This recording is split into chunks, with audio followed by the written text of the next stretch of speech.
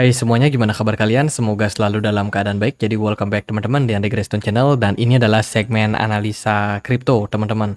Segmen dimana kita akan mengulas untuk koin-koin yang udah teman-teman request di kolom komentar channel YouTube ini. Hari ini kita akan bahas untuk EVORS ya atau WORS. Ini banyak di request oleh teman-teman di kolom komentar. Sama satu lagi kita akan membahas untuk project bernama Entangle. Mungkin nggak terlalu banyak orang-orang yang membahas token-token seperti ini, tapi ya, thank you buat teman-teman yang udah selalu support channel ini ya. Dan sebagai gantinya kita akan bahas koin-koin yang udah teman-teman banyak request di kolom komentar teman-teman. Meskipun sebenarnya nggak terlalu banyak orang yang memperhatikan. Oke, kita akan pertama bahas dulu untuk EVORS ya. EVORS hari ini diperdagangkan di kisaran level Rp116. Ini adalah sebuah platform project crypto yang memang dibangun oleh salah satu founder daripada Apple. Teman-teman. Nah, Apple pertama kali berdiri itu kan didirikan oleh beberapa orang ya, teman-teman. Nah, salah satunya itu adalah Steve Wozniak, teman-teman. Dia sudah menjual kepemilikan dari Apple, saham Apple yang dia punya karena dia adalah salah satu perintis.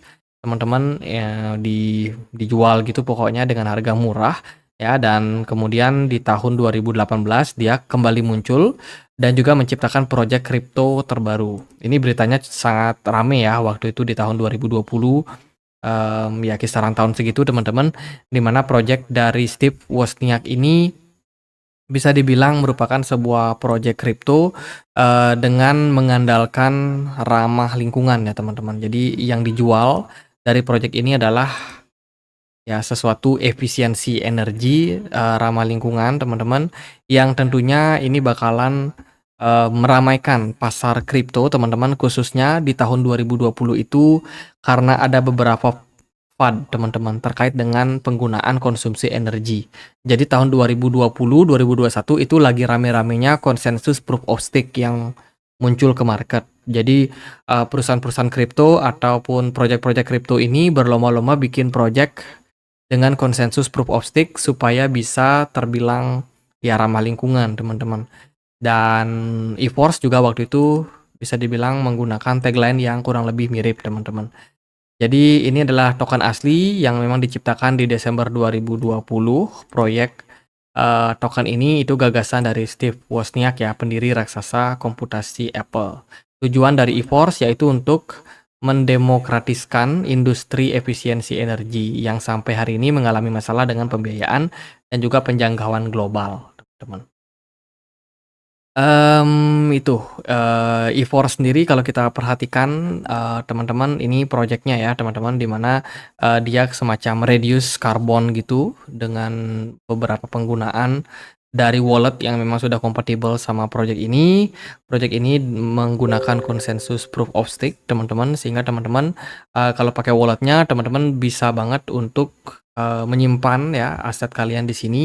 Bisa teman-teman stake juga dan berpeluang untuk mendapatkan reward. Ada beberapa token reward, yaitu adalah MWOS sama CWOS teman-teman. Project ini itu adalah reward dari energy saving ya, dan juga yang di backup oleh carbon credit bersertifikat gitu. Itu teman-teman. Pasar dari EVORS sendiri belum terlalu luas. Dia bisa diperdagangkan di HTX Huobi Global ya, kemudian juga ada Gate.io dan juga Indodax. Sangat-sangat kecil teman-teman, padahal project ini sudah cukup senior ya. Kalau kita perhatikan sih dari grafiknya, dia mengalami penurunan yang lumayan signifikan. Padahal ketika awal listing di 2020 kemarin, harganya sempat berada di 42 ribuan something. Tapi sayang sekali sekarang harganya udah turun. Untuk volume perdagangan overall sih nggak terlalu gede teman-teman. Cuma 430 juta saja dengan market cap sekitar 61 billion. Jadi ini bisa dikategorikan sebagai token micin. Kemudian maksimum supply-nya dia ada di 1 miliar ya, sementara yang beredar baru 52%. Itu sih sebelum gembar-gembor tentang wah ini project dibikin oleh salah satu pendiri Apple. Namun teman-teman harus ketahui teman-teman, kalau seorang Steve Wozniak ini bukan seorang bilioner ya, beda dengan Steve Jobs ya, salah satu pendiri dari Apple teman-teman, yang memiliki kekayaan sangat besar teman-teman. tergolong miliarder, namun dari Steve Wozniak sendiri, rekannya itu justru enggak, ya. Kenapa demikian? Di sini sih alasannya itu, karena Wozniak menghasilkan banyak uang, tapi uang tersebut itu tidak terlalu dipedulikannya sejak awal. Dia menyumbangkan sekitar 10 juta US dollar sahamnya kepada karyawan awal Apple. Ini menurut laporan dari NDTV. Jadi, Steve Wozniak bukan seorang miliarder ya. Dia, adalah mungkin donatur kayak gitu teman-teman. Jadi bekerja tapi nggak terlalu, fokus mencari kekayaan. Itu, untuk sekarang sih aku perhatikan ya nggak terlalu banyak aktivitas ya dari apa namanya, mereka punya Twitter, juga Twitternya nggak terlalu aktif teman-teman. Kalau kalian perhatikan, di sini ya nggak terlalu banyak ada pembaruan atau kerjasama yang dilakukan ya. Dan juga ya bisa dibilang tidak terlalu aktif teman-teman. Kalau kita perhatikan di sini ada tweet di tahun 2022.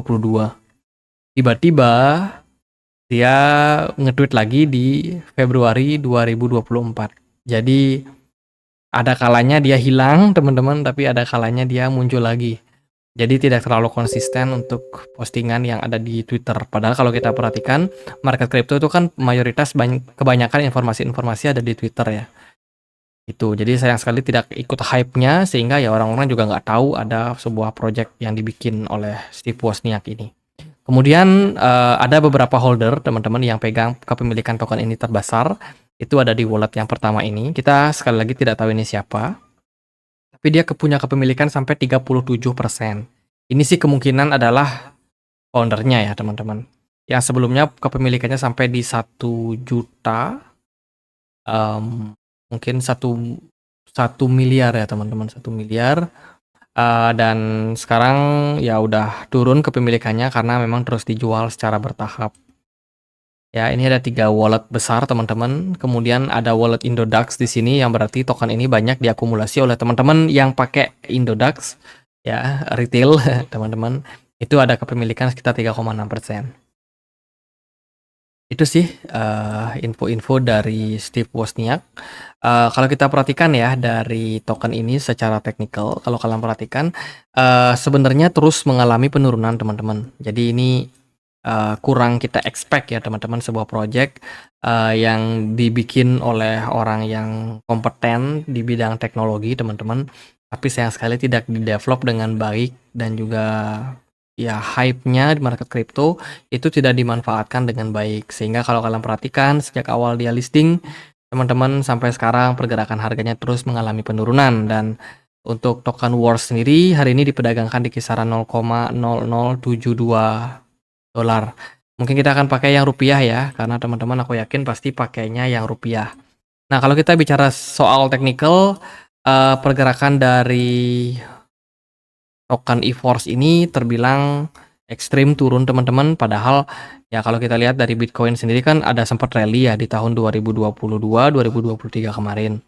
Cuman ya sayang banget token EVORS ini kayak kelewatan gitu teman-teman. Pergerakannya terus mengalami penurunan, bahkan membuat membuat all time low yang baru. Dan kalau kita perhatikan untuk saat ini belum ada indikasi pembalikan arah. Namun volume perdagangan belakangan dari token Wars ini semakin naik.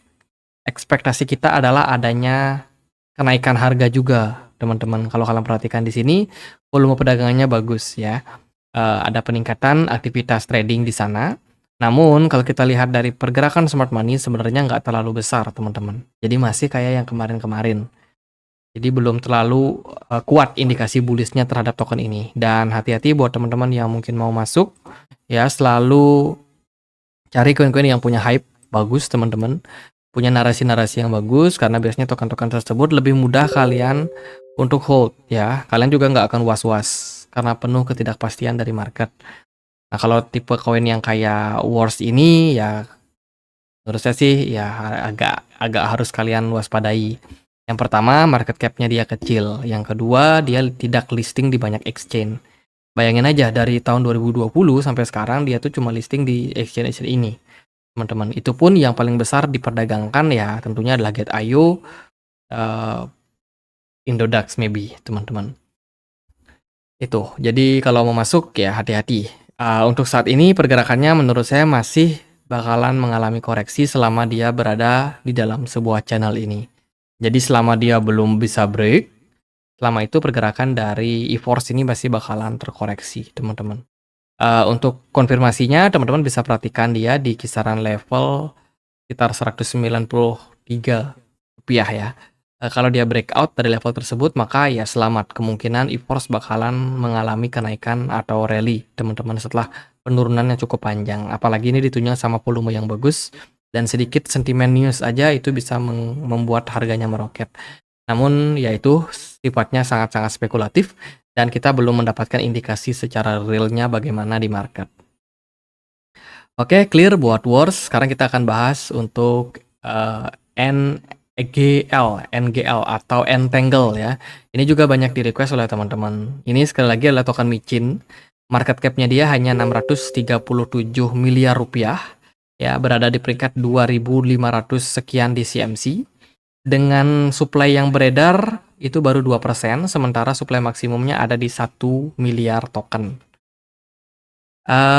Entangle sendiri ini project apa sih sebenarnya? Jadi kalau kita lihat ini adalah sebuah project omni-chain.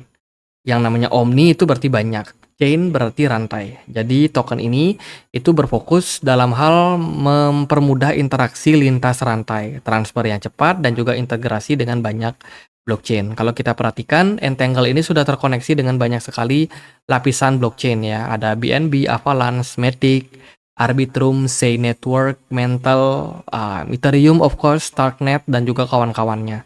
Jadi ada banyak yang sudah kompatibel dan tentunya Entangle berpeluang ya untuk yang namanya menjadi salah satu project yang diminati teman-teman, karena memang kegunaannya dia itu sangat-sangat banyak, bisa mempermudah transaksi, bisa meningkatkan integrasi, menghubungkan antar DeFi, dan lain sebagainya teman-teman.